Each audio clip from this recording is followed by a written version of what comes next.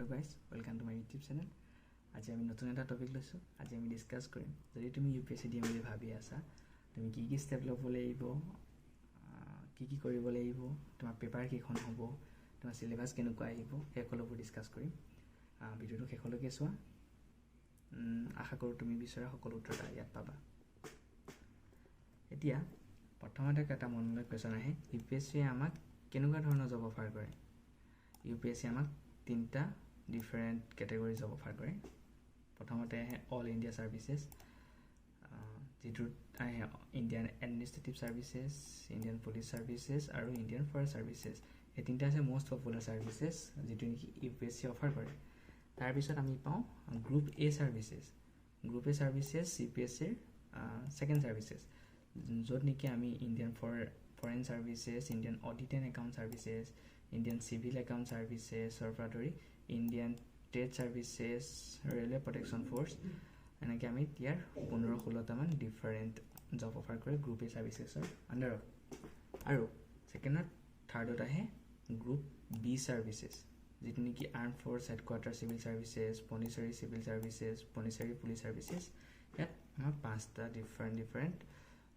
Job আমাক offer কৰে group B সাৰ্ভিসেছৰ আণ্ডাৰত। এতিয়া মনলৈ আহে যদি তুমি IAS or IPS হ'ব গৈ আছা, তোমাৰ এলিজিবিলিটি কি লাগিব। এতিয়া এলিজিবিলিটিৰ ক্ষেত্ৰত যোগ্যতাৰ ক্ষেত্ৰত তোমাক লাগিব তুমি ফাৰ্ষ্ট ইণ্ডিয়ান চিটিজেন হ'ব লাগিব, তোমাৰ মিনিমাম এজ 21 হ'ব লাগিব, আৰু মেক্সিমাম এজটো তোমাৰ কাষ্ট চিষ্টেম হিচাপে বেলেগ হয়। মেক্সিমামটো জেনেৰেলৰ কাৰণে 32 ইয়েৰ্ছ, OBCৰ কাৰণে 35 ইয়েৰ, আৰু SC STৰ কাৰণে 37 ইয়েৰ। অৰ্থাৎ তুমি যদি জেনেৰেল কাষ্ট হয় তোমাৰ 21 ইয়েৰ হোৱাৰ পৰা তুমি 32 ইয়েৰলৈকে তুমি দিব পাৰিবা, আৰু তুমি যদি OBC হয় 35 ইয়েৰ হোৱালৈকে, আৰু তুমি যদি ST বা SC হয় 37 বছৰলৈকে। অৰ্থাৎ আৰু তাৰ মাজতে যদি তুমি জেনেৰেল হয় তুমি 6টা এটেম্প দিব পাৰিবা, 6টা এটেম্প, আৰু OBC হ'লে 9টা এটেম্প, আৰু ST SC হ'লে আনলিমিটেড এটেম্প। আৰু সেই আনলিমিটেড হয়, কিন্তু তাৰ লিমিটেড এজৰলৈকে। যিহেতু SC STৰ মেক্সিমাম বয়স 37 হয়, 21ৰ পৰা 37 হোৱালৈকে তুমি যেটা এটেম্প দিব পাৰা। আৰু যদি ফিজিকেলি হেণ্ডিকেপ্ড হয় তেওঁৰ 42 বছৰ বয়স হোৱালৈকে তেওঁ 9টা এটেম্প দিব পাৰে। ফিজিকেলি হেণ্ডিকেপ্ড অৰ্থাৎ তেওঁ চাৰ্টিফাইড ফিজিকেলি হেণ্ডিকেপ্ড হ'ব লাগিব। আৰু এতিয়া এডুকেশ্যন এলিজিবিলিটি কি লাগিব। তো যদি তুমি UPSC দিব গৈ আছা বা UPSC কাৰণে ফৰ্ম ফিল আপ কৰি আছা, তেতিয়া তুমি নিশ্চয় চিয়ৰ হ'ব লাগিব যে তুমি গ্ৰেজুৱেট। এতিয়া ফৰ্ম ফিল আপ হৈ গ'ল ধৰি লোৱা। এতিয়া প্ৰথম আহিব এক্সাম পেটাৰ্ণ। এক্সাম পেটাৰ্ণত প্ৰথমতে তুমি দুটা ডিফাৰেণ্ট টাইপৰ এক্সামৰ সন্মুখীন হ'বা। ফাৰ্ষ্ট হ'ব প্ৰিলিমিনাৰী টেষ্ট, আৰু ছেকেণ্ড হ'ব মেইন এক্সামিনেশ্যন। প্ৰিলিমিনাৰী টেষ্টটো তোমাৰ অবজেক্টিভ টাইপ হ'ব, আৰু সেইটো for selection of main examination হ'লে তুমি যোনটো প্ৰিলিমছ দিবা, প্ৰিলিমিনাৰী টেষ্ট অৰ্থাৎ যোনটো আমি প্ৰিলিম বুলি কওঁ, প্ৰিলিমছ দিবা, সেই প্ৰিলিমছটোত পাছ কৰিলে তুমি প্ৰিলিমছটোৰ পৰা তুমি মেইন এক্সাম দিবলৈহে পাবা। সেই প্ৰিলিমছত যোনটো মাৰ্ক পাবা সেইটো তোমাৰ ফাইনেল মাৰ্কছত প্লাছ নহয়। আৰু এতিয়া আহিব তোমাৰ মেইন এক্সামিনেশ্যন। তো মেইন এক্সামিনেশ্যনত তোমাৰ দুটা পাৰ্ট থাকিব, এটা হ'ব ৰিটেন আৰু এটা হ'ব ইণ্টাৰভিউ অৰ পাৰ্চনেলিটি টেষ্ট বুলিও কয়। এতিয়া আমি চাম প্ৰিলিম এক্সামিনেশ্যনৰ বিষয়ে। এতিয়া প্ৰিলিম এক্সামিনেশ্যনত দুখন পেপাৰ থাকে, পেপাৰ দুখন থাকিব, আৰু টোটেল মাৰ্ক হ'ব 200 + 200 400। এতিয়া প্ৰিলিমছৰ প্ৰথম পেপাৰ হ'ব GS1, যিখন নেকি 200 মাৰ্কছৰ থাকিব, আৰু ছেকেণ্ড পেপাৰ হ'ব GS2, আৰু সেইখন হ'ব 200 মাৰ্কছ, টোটেল হৈ গ'ল 400। এতিয়া এইখিনিতে এটা কথা মন কৰিবলগীয়া যে যোনখন GS1 পেপাৰ আছে সেইখন হৈছে কাট অফ পেপাৰ, আৰু যোনখন GS2 হৈছে সেইখন হৈছে কোৱালিফাইড পেপাৰ। যদি তুমি GS2খনত 33% এপ্লাই নকৰা, 33% কমপ্লিট নকৰা, তেতিয়াহ'লে তুমি প্ৰিলিমছৰ কাৰণে ডিছকুৱালিফাইড হ'বা, আৰু তুমি মিনিমাম 33% ইয়াৰ এটেম্প কৰিব লাগিবই। আৰু তাৰ পিছত তুমি লাগিব লাগিব GS1 খন যোনখন GS1 হয় এখন 200 মাৰ্কছৰ হ'ব আৰু এইখনৰ কাট অফ লাষ্ট 4 বছৰ চাব গ'লে তোমাৰ 100ৰ পৰা 115 110 সিমান মান আছে আৰু সেইকাৰণে কাট অফটো তুমি 200ৰ ভিতৰত মিনিমাম তুমি 120 বা 115 ৰাখিবই লাগিব আৰু যোনখন GS2 কোৱাৰ দৰে GS2 খন আছে কাট অফ এখন তুমি যদি 33% যদি এপ্লাই নকৰা তোমাৰ তেতিয়াহ'লে তুমি ডিসকুৱালিফাইড হ'বা আৰু তোমাৰ এইখন পেপাৰ আৰু যোনখন GS1 পেপাৰ থাকিব সেইখনৰ কোনো ভ্যালু নাথাকিব এতিয়া হৈ গ'ল তোমাৰ প্ৰিলিমছৰ GS1 ৰ সিলেবাস কি আহিব এতিয়া প্ৰিলিমছৰ GS1 তাত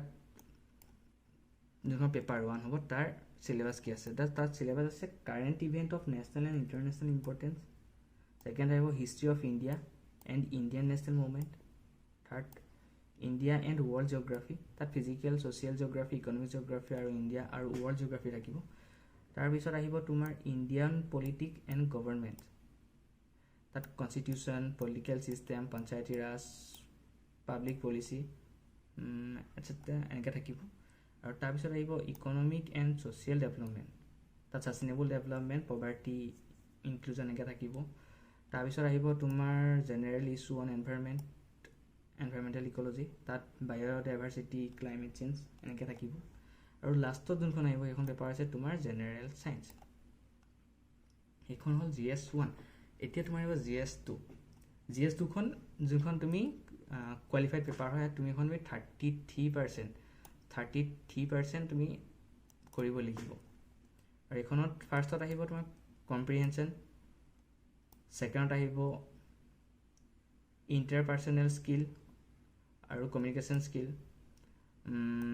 তাৰ পিছত আহিব লজিক্যাল ৰিজনিং এন্ড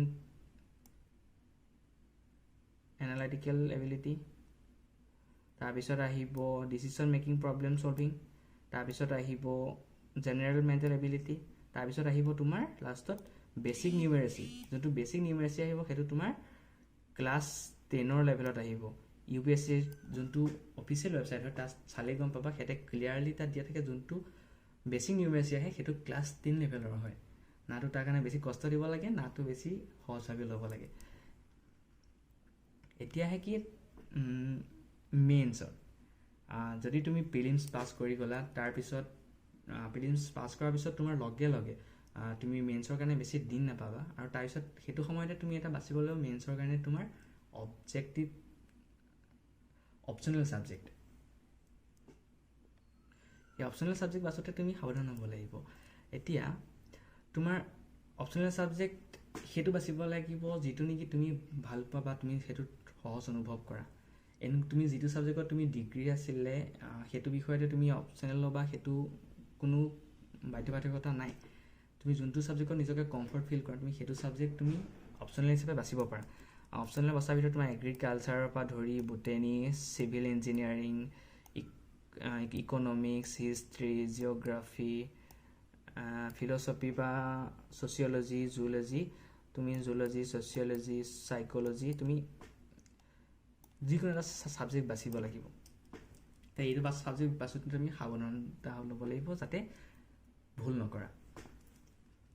এতিয়া মেইনছৰ পেপাৰ প্যাটাৰ্ন কেনেকুৱা হয় মেইনছত ফাৰ্ষ্টতে থাকিব তোমাৰ পেপাৰ A পেপাৰ B যোনখনে পেপাৰ A পেপাৰ B হয় এই দুইখন হৈছে তোমাৰ কোৱালিফাইং পেপাৰ কোৱালিফাইং মানে কি তুমি ইয়াত কোৱালিফাই হ'ব লাগিব ফাৰ্ষ্টত তুমি paper A paper B qualify হ'ব লাগিব তুমি মেইনছ এক্সামৰ সেকেন্ড স্টেপৰ কাৰণে তোমাৰ পেপাৰ A থাকিব তোমাৰ কম্পালসৰি ইণ্ডিয়ান ল্যাঙ্গুৱেজ অৰ্থাৎ MIL ৰ ভিতৰত আহিব তুমি অসমীয়া হিন্দী বড়ো যি ল'ব বিচাৰা তুমি যোনটোত MIL ৰ কমফৰ্ট ফিল কৰা হেতু তোমাৰ 3 আৱাৰৰ 300 মাৰ্কছৰ কাৰণে আহিব আৰু পেপাৰ B যোনখন হ'ব ইংলিছ হেতু বেসিক ইংলিছ আহে ক্লাস 10 লেভেলৰ এটো তোমাৰ 3 আৱাৰ্ছৰ কাৰণে 300 মাৰ্কছ এই দুখনক কোৱালিফাইড হ'ব লাগিব তেতিয়াহে তোমাৰ তুমি পেপাৰ 1 পেপাৰ 2 এনেকৈ 7খন পেপাৰ আছে তাৰ কাৰণে তুমি আগবাঢ়িবা ইয়া কোৱালিফাইড হ'বলে লাষ্ট 2-3 বছৰ চাবলৈ গ'লে আমি পাওঁ যে ইয়াত 25 to 30% এটেম্প কৰিব লাগিব তেতিয়া তুমি কোৱালিফাইড হ'বা 25 to 30 এতিয়া আমি আগবাঢ়িম পেপাৰ 1 আহিব তোমাৰ এছে পেপাৰ 1 আহিব এছে তোমাৰ 3 আৱাৰৰ আৰু তাৰ মাৰ্ক থাকিব 250 এতিয়া কোৱালিফাইং পেপাৰ দুখন আছে 300 আৰু তাৰ বাদে বাকি যোনখন 7খন পেপাৰ আছে সেই গোটেইখন আছে 250 মাৰ্কছৰ এতিয়া পেপাৰ 1 হ'ল এছে যেটো 3 আৱাৰ আৰু মাৰ্কছ হৈছে 250 এতিয়া আহিব পেপাৰ 2 আছে জেনেৰেল ষ্টাডিজৰ পেপাৰ 1 পেপাৰ 2 খন আছে জেনেৰেল ষ্টাডিজৰ পেপাৰ নম্বৰ 1 এতিয়া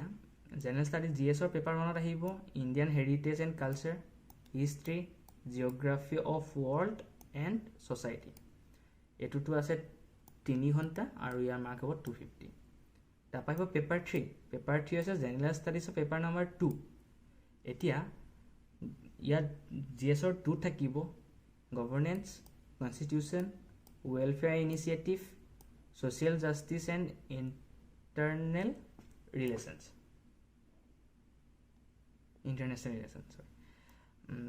আৰু হেতু থাকিব 3 ঘণ্টা আৰু 250 মাৰ্কছ এতিয়া পেপাৰ 4 থাকিব জেনেৰেল ষ্টাডিজৰ পেপাৰ নম্বৰ 3 এতিয়া জিএছৰ 3 থাকিব technology economic development agriculture biodiversity আৰু ডিজাস্টাৰ মেনেজমেণ্ট ইয়াত থাকিব 3 ঘণ্টা আৰু ইয়াৰ মাৰ্ক হ'ব 250 এতিয়া পেপাৰ নম্বৰ 5 হৈছে জেনেৰেল ষ্টাডিজৰ পেপাৰ নম্বৰ 4 ইয়াত হৈছে ইথিক্স আৰু ইণ্টিগ্ৰিটি এণ্ড এপ্টিটিউড এইটো হৈছে 3 ঘণ্টা আৰু ইয়াৰ মাৰ্ক হৈছে 250 এতিয়া পেপাৰ 1 হ'ল এছে আৰু পেপাৰ 3 পৰা পেপাৰ 5 লৈকে এইখন হৈছে জিএছৰ পেপাৰ আৰু এতিয়া আহিব পেপাৰ 6 আৰু পেপাৰ 7 কিন্তু পেপাৰ 6 হৈছে সেইখন হৈছে তুমি যোনটো সাবজেক্ট অপচনেল হিচাপে বাছি ল'বা সেই অপচনেল সাবজেক্টৰ পেপাৰ নম্বৰ 1 আৰু সেইটো হৈছে 3 ঘণ্টা আৰু তোমাৰ মাৰ্ক হ'ব 250 আৰু যোনটো তোমাৰ পেপাৰ নম্বৰ 7 সেইটো হ'ব তোমাৰ অপচনেল বাছি লোৱাৰ পেপাৰ নম্বৰ 2 আৰু সেইটো হ'ব 3 ঘণ্টা আৰু তোমাৰ মাৰ্ক থাকিব 250 এতিয়া মেইনছ এক্সাম পাৰ হ'ল তাৰপিছত তোমাৰ আহিব ইণ্টাৰভিউ টেষ্ট বা অফিচিয়েলি ক'বলৈ গ'লে পাৰ্চনেলিটি টেষ্ট ইণ্টাৰভিউ টেষ্টটো হৈছে তাত তোমাক মাতিব আৰু তাৰ বৰ্ডৰ মানুহ কেইজনমান বহি থাকিব আৰু তাত তোমাক বিভিন্ন ধৰণৰ প্ৰশ্ন সোধা হ'ব তাত মেইনকৈ তোমাৰ পাৰ্চনেলিটি টেষ্ট কৰা হয় যিটো মানে কি তুমি সেই পোষ্টটোৰ কাৰণে তোমাৰ পাৰ্চনেলিটি কেনেকুৱা বা তোমাৰ সেই পাৰ্চনেলিটি আছে নে নাই সেইটো টেষ্ট কৰা হয় মেইনলি আৰু সেই বিষয়ে মই ভালকৈ এদিন ভিডিঅ' বনাম হ'লেও তাত কওঁ তাত জেনেৰেল এৱাৰনেছ তোমাৰ জেনেৰেল নলেজ কাৰেণ্ট এফেয়াৰ্ছৰ প্ৰশ্ন সোধা হয় মেইনলি তুমি যদি অসমৰ পৰা ৰিপ্ৰেজেণ্ট কৰা তুমি অসমৰ কথা সুধিব অসমৰ স্থানীয় ধৰি লোৱা কাৰেংঘৰ ৰংঘৰ তেনেকুৱা ধৰণৰ কিছুমান কুৱেশ্যন সুধিব আৰু তেনেকৈ তুমি ভালকৈ উত্তৰ দিব লাগিব এই বিষয়ে মই ভিডিঅ' বেলেগ এটা বনাম আৰু প্ৰথমবাৰ যিমানখিনি ক'লোঁ তাৰ ভিতৰত যদি কিবা সুধিবলগীয়া আছে মোক কমেণ্ট ছেকশ্যনত সুধিব পাৰা মই যিমান পাৰোঁ উত্তৰ দিব চেষ্টা কৰিম থেংক ইউ